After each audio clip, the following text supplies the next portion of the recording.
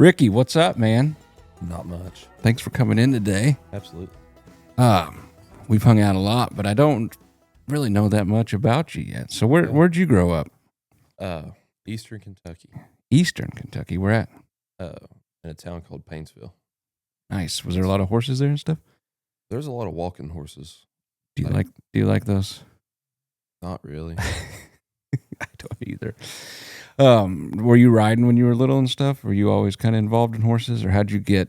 When I was a young kid, we had horses, and I had a pony, and we rode some, but we kind of got out of it once I got old enough to really start riding. But and then I haven't really been around horses until I got with my wife. Jade, right? Yeah. How did you guys meet? Through youth rodeos, actually. Oh, really? Yeah. And she also, when she was 15, 16, she got diagnosed with type 1 diabetes. Oh. And we had a person of interest, common interest, and she sent her my way to talk because I've had it for forever. Oh, yeah. And she was wanting some advice on how to deal with it and this and that. So that's kind of how we got talking. It's like a diabetic love story. Yeah. And we youth rodeoed together, and So you've known her quite a while. I've known her for a while. Okay. And were you still living in Eastern Kentucky when you guys started dating, or did you No. move up here? No, my dad, he's a coal miner, and he brought us up here in 2016. Oh, okay. And so everything out here was pretty new to me. Rodeo was very uncommon where I'm from. Okay. And I think they're around, but it's not big out there. Gotcha. And so, yeah, he brought us out here, and I found out about Wayne City's youth rodeo at the time, and I had a friend. They did it, and I started shoot dogging. I just wanted to be involved in it. I've always had a thing for horses. Right. I just never was around them. Gotcha. So you started with the shoot dogging? Yeah. Did go to steer wrestling? no, I never did steer wrestle. No. No. And then you're roping now too, right? I do some just for fun. Okay. Then when did you're a farrier as well, Mm-hmm. in addition to helping with Wildfire and all that. So when did you get into shoeing horses, or what kind of sparked that interest? Well, it all kind of started whenever I was first hanging around out there. The guys shoeing their horses at the time, I'd go out there and watch them and stuff, and it just caught my interest, and it seemed logical, Yeah. just with as many horses as we have. Yeah. Did you want to do it? A lot of the farriers we talked to, a lot of them, they wanted to shoe their own horses. Yeah. And that's kind of where it started. Is That's that? where everybody's? Yeah. Okay. And then did you go to a farrier school, or Did. which one did you go to? I went to Lookout Mountain in Gadsden, Alabama. Okay. And how many weeks was that? I went for 4. They really tried to get me to stay longer, but I was kind of advised not to, just get some real basic stuff down and come back, start shoeing. And very quickly I learned I should have stayed I longer. was going to ask if Yeah. you thought the 4 weeks was No, it wasn't near enough. enough. I think a lot of people look at those horseshoeing schools like, 6 weeks I can be a farrier. Yeah, no. Yeah, that's a lot of people's experience. And then with some of the farrier stuff, you've got to work here with Steve Summershine, and Yeah. got to watch Yeah, people like him. I've got to work with Steve, and that's been a blessing. Like him and Casey, they both really opened my eyes to how important all this is and how far you can go with it. Yeah, it's not just Not just trimming a horse's foot and nailing a it ain't shoe just on. smacking steel. No. Yep. And then the other big thing you're doing is Wildfire Ranch, Yeah. which is a very common name around here right now. Yeah, it's getting there. Yeah, you guys are doing awesome. So where exactly is Wildfire Ranch? I'll admit I haven't got the chance to go there yet. It's up in Ewing. It's right outside of Benton. Illinois, right? Yeah. Yep. And when did you guys start that? So around 21 or 2 is when they started having shows, and we basically all it was. I mean, it was an arena. He had the announcer's booth there, and when they started, we didn't have the cafe or nothing. Like we had food trucks come in and stuff. Was there an arena already there? Did you guys build Yeah, that? whenever I got with my wife and first time I came out there was already an arena there. There was Okay. an announcer's booth, stuff like that. But it was pretty, like it was just getting started. Yeah. And then who had the idea to take it to the next So level? really, it had been her dad, Ben, and all. So really, they moved out there well before then, and she was getting into horses, barrel racing and stuff, and she just wanted a place to work her horse, and that place. And if you'd seen it, you'd really know how crazy this is. But it was a thicket, like it was thick, and there was one little opening, and she's like, "Could you till up a spot where I could just work my horse?" And then we blinked, and Now it's this. that's what it is. Yeah, I mean, you got a covered pen. You got all kinds of stuff there. What all you guys got there? So we got the covered arena. We got half a basketball court. There's putt golf. There's a playground. We got some big tractor tires or sandboxes kind of around. Cafe, little Western store. And is there cabins there too, like Airbnb type thing? Airbnb cabins. So it's really a family oriented It's thing. very family oriented. That's the whole point. Yeah, that's awesome because there's a lot of downtime in some of these events. Yeah. And I have toddlers, and their attention span is surprisingly shorter than mine, which isn't very big. Yep. So having plenty of stuff to do is awesome. And at the events, we try to let the kids have fun. Like Ben, he's got some gypsy vanners, and he pulls a wagon. He'll pull a wagon around. He's had 20 kids hanging off the back of a wagon. That's awesome. And he's got big sub speakers in him, and he's blaring music. It's a good time. Yeah, I've seen a lot of pictures from there and talked to a lot of people that have been there, and everybody sings its praises. So that's awesome. You just covered that arena. Was it last year or the year before? Yeah, last year was our first year with it. Yeah, and and you guys have built a ton of stalls there too, correct? Yeah, so we had 2 years ago, we put up a 48 horse stall barn, and now we're just now wrapping up 50 more. So you've got almost 100 stalls there. Yeah, we got 70 something done right now. Oh wow. We're starting on the last barn here this week. Who's doing all the work? Are you guys doing a bunch yourself, contracting it out, or? We do a lot of it.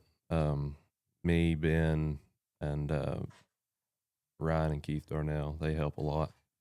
And if I could sit here all day and list off the guys that have helped us, right? But yeah, we do a lot of our own, like the concrete work for the pillars on the roof. We did all that. Yeah, before they came in. I'm assuming you guys didn't do the big steel roof. No, they came in, smacked the roof on, it was done. I'm sure that roof was cheap too. Yeah, well, I mean, we didn't even think about it. Yeah, I've looked at some stuff like that, and it's crazy. See, there's a little Western store there. What all you guys selling in there? There's like purses and belts, and we have our own Wildfire T-shirts and stuff. Oh, there's kid toys, and just a little bit of everything. Some vet stuff, like doctor and stuff. Yeah. And then what about the cafe you guys got there? Because that's, having food at places like this is huge for people that are coming in. The cafe's like kind of the whole heart of the place. Really? Like, yeah. If it ain't going, none of it's going, and it helps a lot. Yeah. But the food is really good. I mean, it's nothing extraordinary, but the food that they serve is really good. Who's cooking in there? Is that you? You back there? I've been back there. Yeah. But no, Jade's sister, Andrea, she runs it. Okay. That's kind of her. That's her baby. That's her part of it, If I was to go there this weekend, what should I order? The fish is really good. Fried fish? Yeah. Oh, nice. 3-piece fish I've never heard a bad thing about it. Awesome. Yeah. Awesome. And then you guys got a lot of sponsors. Yes. That support you guys, which is huge. Yeah. And we're very thankful for all of them. Yeah. If people are interested in sponsoring, just contact you guys. Contact me, or the number attached to it's Jade's number. Okay. So. And then how else it's such a huge asset for Southern Illinois and the horse community. I mean, you get people hauling in from all over, don't you? Yeah, we've had people from Michigan, Georgia, Oklahoma. I mean, just coming for youth rodeos. Yeah. I mean, and so it's been really good. There's people from all over. We have Horse Hotel too. We're on Horse Hotel. Oh, really? So, yeah. So we've had people from Canada come through. Just passing through to stay the night. And, yeah. That's awesome. How can people help support you guys besides sponsorships? Just coming out there, being involved. Yeah. Spreading the word about it. Yeah. You know? And then in these horse shows, anybody can come watch, right? Yeah, free you don't admission. have to, yeah, buy some fish and support you guys that way. So that's awesome. So let's talk a little more about your horseshoeing. You've been traveling a little bit with another farrier that's well established. So you're going everywhere, right? I've been hopping around a little bit. Yeah, there for the last year. I've been traveling a lot, and now I go with him about once every 5 weeks, maybe a little more. You know, the last year it was every week we were somewhere different. Yeah. And how many you're traveling different facilities? Yeah. How many horses you guys shoeing when you go to those places? It depends, but usually we like around 25 to 30. But I've seen it up to 40. Yeah. You know. And how long does that take? Typically we've done 40 in 3 days. Yeah. And it's just you and him? If we do 40, there's usually one, maybe another guy. Gotcha. So, but a lot of like doing 25 or something, it can be just me and him. Yeah. That's awesome. And you got a little daughter now. How old is she? Yeah, she's 8 months. 8 months. Yeah. Before you know it, she'll be in first grade. Yeah, I know. How has that affected your traveling with the other farrier? It was an adjustment. Like it didn't seem very like it was a hard thought, but it's been pretty good. Jade's a trooper, really, for dealing with that. I couldn't do it without her and without Ben or any of them. Yeah, I remember when my daughter was right around that 8 month. I went to a convention that's the first time I'd left her. Yeah, just leaving for a few days. It's like, holy cow! Mm-hmm. Your whole life you don't have one, and then it's there, and you can't imagine anything before it. It seems like. Yeah, and right after, I mean, it wasn't 2 weeks she was born. We were in Tulsa, Oklahoma, at a horse show, and we were gone for like a whole week. Shoeing or showing? Shoeing. Yeah. And so I was gone for a week right after she was born. So it was different. Yeah. Yeah. That's awesome. Your wife supporting that too. Because the opportunities you have to learn from Casey and these other guys is not very many people get that. No. And that's something she understands, and it doesn't make it any less hard, but she does a really good job. So. And is she doing a lot of, who's planning all these events at Wildfire? Because you guys got something almost every weekend. Yeah, me, her, and Ben plan just about all of it. Yeah. And like our youth rodeos, Jake and Kara Hampson, they produce that. So we just kind of let them do their thing, and they set their dates, and they, all that. So we just host that. But all of our barrel races or anything extra, we normally plan all that. Yeah, and there's a lot more work that goes into that than most people probably ever think about. Yeah, there's a lot of work. Just figuring out how to make everybody happy, basically, with the numbers and all that, and how big you want it, and just treating everybody fair. Like it requires a lot of thought. Yeah, it is. I mean, the general public is not fun to deal with. Not typically. But one thing, talking to all these youth rodeo people, is they are awesome people. They're amazing people. So a lot of them are super understanding and supportive. Yeah, the youth rodeo crowd is really good. Is that your favorite? I hate to pick favorites, but you could infer. Gotcha. Yeah, it seems like even though those kids are competing against each other, they're all helping each other and the parents and everything like that. So it's a really good community. Yeah, and you've been there long enough. Have you seen some kids like go from, for instance, like walking around the barrels to going out and making a full run and progressing like that? That's special, watching that happen. And then, because I was a little older when I started competing and getting into it and stuff, and just the memories I made, watching other kids make memories there, like that's where they made all their memories. That's where they got better, and that's the whole point. Yeah. And it's really good. Yeah. And then since you've had a daughter your own, do you look at these kids a little different? All the time. Yeah. I'll see little girls on ponies, and I'll just be staring at them sometimes, and I'm like, these dads probably think I'm a creep or something. because I'm just imagining, that it's going to be her one day. Yeah. Yeah. That's awesome. And then her family's so involved too. Cause I mean, raising kids, everybody says it takes a village, and It does. It's to do it well. And, exactly. Yeah. Yeah. What's your future plans with Wildfire? You guys got anything? I mean, you just keep. I think after these stalls are built, we might start to slow down as far as like building the place. I mean, Ben said that for the last 3 years, but Right. I think we're getting to a point where we can start slowing down and just having shows and start to enjoy it. And because it's been nonstop building since we started it. And Yeah. So Anytime I talk to somebody that's helping, like the Darnells or something, you guys are always working on something. So Yeah. that'll be nice when you guys can sit back and Mm-hmm. just appreciate the hard work you put in and host these shows. What about your future with your farrier career? Where do you see that going? I see it going really far. I plan on hanging around Steve and Casey as much as I can, and I'm going to take advantage of every bit of it. Yeah. I mean, you can't get enough education from them. Yeah, they are a wealth. Every time they're here, I learn something from them. Yeah.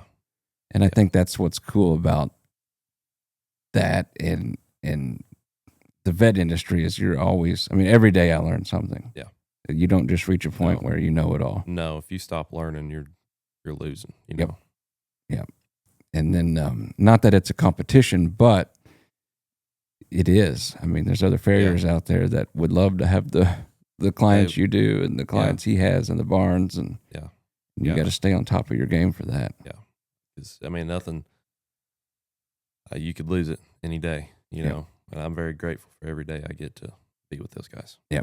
How has your, the diabetes, how does that affect your traveling and work and everything like that? It's a big bump in the road. Like it can, some days I hardly know it's there, but there's days it's inevitable, you're going to have problems. And that's just something you got to keep working through. Like, it's inconvenient, but it ain't impossible, Yeah. And what about like when you're traveling, and especially on the weekends up there, when you're hosting these shows, as far as like your diet and eating right and taking care of yourself like that? Yeah, that's very important. How do you manage on the road? Because I'm assuming, like, what's your diet? What's an ideal diet for you? An ideal diet is just straight carnivore. Yeah, and you've done that for a while, right? And I've done it for a while. The last month or two, I was off of it, but actually this past week, I've been back on it. And I didn't know. I was trying to feel a difference, and I couldn't until I got back on it. And I was like, that's a difference. That's how you're supposed to feel. That's how you're supposed to feel. Yeah, I've done it. Mainly my diet's, when I have time to meal prep and stuff, is meat. Yeah. But when I can do it consistently, I've noticed a big difference in my energy working. And I mean, my job's physical, not as physical as shoeing horses, but I can tell a huge difference when I am eating right and taking care of myself. Like the little aches and pains and energy levels are. And that's the thing, when you pair carnivore with diabetes, you got to make sure you eat enough. Like, you got to stay fueled up. Yeah. Because people who do carnivore, they can fast and they can go a while without eating and it not make a difference. But like, if I'm shoeing, I got to eat a lot. And that's what's challenging about on the road, is one place is having options to get stuff. The price of it, it makes it difficult, but it's well worth it. Yeah. Yeah. I remember when I used to get ribeyes on like Sunday morning on sale for like $5 a pound. Yeah. And now they're on sale for like $12 a pound. Yeah. Carnivore is becoming a more popular thing, and it's jacking everything up. Yeah. Yeah. And then, so can you, you wear the pump, don't you? Yeah. I have a T-Slim. Yeah. That's, when were you diagnosed with that? I was 4 on New Year's Eve. Oh, really? Yeah. Did you have a bad health scare? Or? It was pretty scary. Yeah. I was pretty close to not making it. Really? Yeah. I was real close. Yeah. What happened? So my parents were I stayed with my dad's parents, and they were taking my mom's mom back she lives in Indiana. And I was just getting sick. I was pee in the bed a lot, drinking a lot of water, just looked sick. And they said I need to go to the doctor. And that was around there. It was kind of an uncommon thing back then. Like my mom didn't even know it was a thing. Right. And well, I went to just my regular family doctor, and he's like, "You got to go." And they were actually calling a helicopter in to come get me. Holy cow! And it was taking too long, so they threw me in an ambulance. And I was 4, so I was ticked off. I didn't get to ride in the helicopter. And then I was wondering what color the ambulance was going to be, right? Stuff like that. But I was pretty sick. And for the people that know, I was like 989 when they diagnosed me. 989. Yeah. What? A normal range is like you want it like 120. Is that's sugar? Yeah. Oh, okay. Yeah. Wow. So you were almost 10 times that. Yeah. Like it was, adults, I guess kids can kind of take it better, but adults was in the hospital not making it at 500-600. Oh, wow. But kids, I feel like I've noticed when they get up there, like they can stretch it a little further, but it's still, I wasn't far, Yeah. And then when my kids started school, it seemed every other week she was sick with something. So a lot of people, and I think even doctors will chalk it up to, just a little cold, little flu, not feeling good. Yeah. And that was the thing I dealt with a lot after getting diagnosed. I was going into kindergarten and dealing with teachers, and my mom was a very scary lady to those teachers. Yeah. Intimidating or I got my way. Like if I needed something, I had it. And if I didn't get it, it was a bad deal. But so I love my mom. Yeah, that's awesome. Shout out to Ricky's mom. What's her name? Frankie. Nice. She going to listen to this, you think? Probably. Awesome. Yeah. Awesome. Shout out to all the moms out there. Yeah.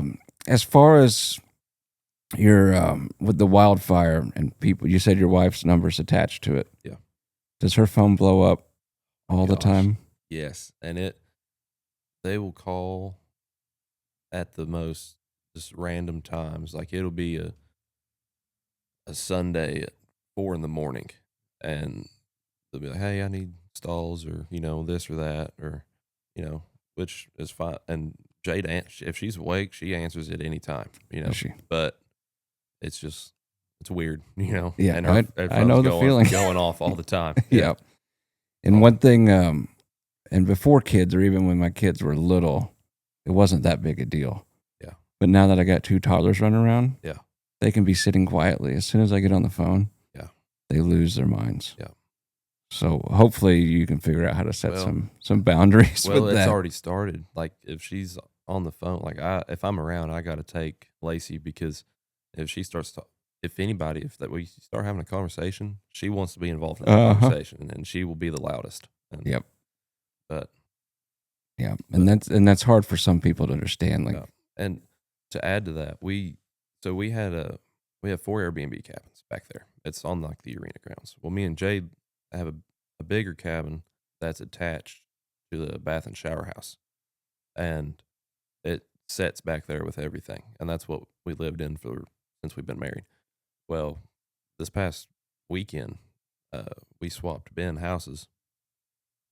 He's in the cabin now, and me and her moved up to the house because especially youth rodeos, because it's so busy, people would roll in at 11 midnight, and our dogs would go nuts, and it'd wake the baby up, and then they'd be rolling back in at 5 a.m, and then where it's attached to the shower house, you can hear everything. Oh yeah. And so me and her don't necessarily mind, but when it starts waking up the baby, it was time to do something different. That's tough. Yeah. A lot of people in the vet world, they'll talk about building a clinic on their property. Yeah. And then there's a couple of Facebook groups I'm in, but people that have done it always chime in. Don't do it. Don't do it. Yeah. We live at work enough. Yeah. But people just, with your deal is a little bit different because of traveling and logistics for people. They may have to roll in at 1 a.m. Right. But a lot of them don't have that much respect for what else is going on. And, that's just part of it. Yep. People got to do what they got to do. And I'm not going to turn away anybody, right. That's just part of it. Yeah. But that's just on our side. We got to figure out what works for us. Yeah. Especially with a baby. Yeah. Because everything changes. Yeah. And a lot of diapers. Do you change diapers? All the time. Yeah. I'm a diaper changing machine.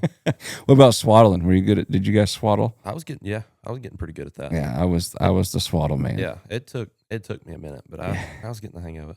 Yeah. You guys think you're gonna have any more? Oh yeah. Yeah. It'll be a few years, but yeah, mine are spaced at 3 years apart, and that's about 3-4 years. Yeah, I think that's pretty good. Me and my brother were about 3, and we're still pretty close. We were, and there, when the older daughter, she's big enough where she could really help, and it is a big help. Yeah. So, are you roping at all? You competing at all? I mean, in all your spare time, you don't have? No, I ride just our horses more than I rope. I was roping before we had a baby and stuff. I was going down to Larry's and roping some, but I mainly just keep our horses in shape, keep them rode now. And if I have a chance to go rope and have fun, I will, but I don't do it real seriously. Yeah. Yeah. And you think you have all the time in the world, and then you have a kid. Then you got no time. No time. And between the kid, the ranch, and shoeing, I'm tied up. Yeah. You got a lot of irons in the fire. Yeah. Yeah. I feel you. I guess one other thing I want to talk to you about is with the farrier stuff. Like, if anybody was listening to this, say some kids out there and wanting to do anything, would you have any advice to a kid that's thinking, maybe I want to shoe horses, even on a side or for a living? Yeah. Well, the first thing would be don't quit, because when you start, it's going to be miserable. Like, I want to shoot you straight. Like, it is hard, but it gets easier. The more horses you do, the more you educate yourself, it gets easier. And another piece to that on education is go to school for a while if you can. And then when you come out, find somebody to go with. That was the most important part for me, because that's whenever my shoeing changed, is whenever I started traveling. Yeah. We see some people come in, and I'm not going to call any names, and I don't know half of them, but they seem to say, oh, my farrier's the best. He's been shoeing for 30 years. Yeah. But that's what I tell people. It's like, I've been playing guitar for 20, and I'm terrible at it. Yeah. Because I never I learned one way, and nobody sat down and taught me. So, and that's one of those topics. Like, I don't like talking bad about other farriers or anything, but when you get clients saying, oh, he's the best, he's done it for this long, it's like, well, he's kind of been doing these things wrong for that long. Exactly. I was talking to Rick Jackson here, and we were talking about practice and him coaching people and everything, and the old thing, practice makes perfect. Mm-hmm. But I don't know that I agree with that. I think practice makes permanent. Yeah. And if you're not practicing correctly, you got to practice correctly. Yeah. And that's, I told him, like, even Tiger Woods has a golf coach, best golfer in the world, but he still has a coach. Having another set of eyes keeping you in check is really important. Yeah. And in the vet world, the network we build is super important, because I mean, every week I'll have something that comes in like, I don't know, but I know somebody that knows what to do or has seen this before.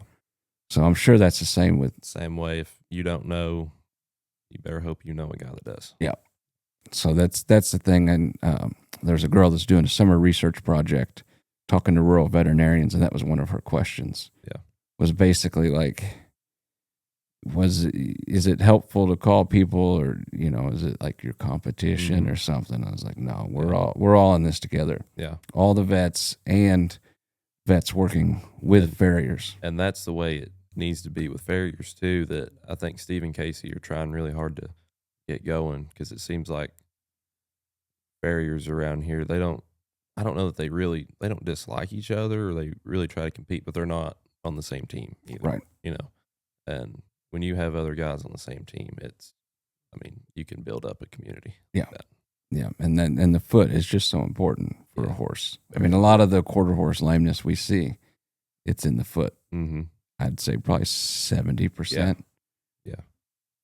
And the proper mechanics of the foot is so important. Yep. And I'm not a farrier. I know how things are supposed to work. Mm-hmm. So that's where working with people like Steve has taught me a lot, because some stuff I would think would be helpful might be in the short term. But what if we distort that hoof capsule too much, we see some other trouble down the road. Yeah.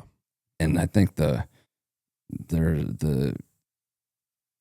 knowledge is just ever increasing, especially with MRIs being more available and popular. We're learning and that's a lot. And that's why you can't ever stop learning, is because there's always new stuff to keep. There ain't like a set amount of stuff to learn, it keeps going. Yeah, every year. I mean, you guys farriers have conventions and everything like that where the brightest minds are presenting. Mm-hmm. Have you got to go to a farriers convention yet? I ain't been to a convention. I would really enjoy going though. Yeah, you should. Yeah. Yeah, I think my brother spoke at some. Steve speaks at a lot. Yeah, he does. I'd like to go to one where Steve's speaking. Yeah, he's a pretty good speaker too. He's a very good teacher. Yeah. It's one thing to be able to do it, but to be able to teach it too. Yeah.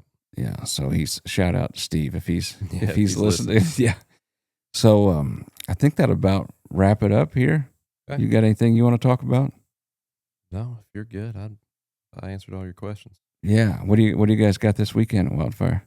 Well, so yesterday we had a barrel race last night, and then we have a 4-H show going on this morning, like right now. Oh. And so we're having the county's 4-H equestrian.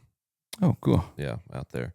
Then tomorrow we have a team roping, and Saturday and Sunday we have a youth rodeo. Nice. Yeah. You got bucking shoots there? Yeah.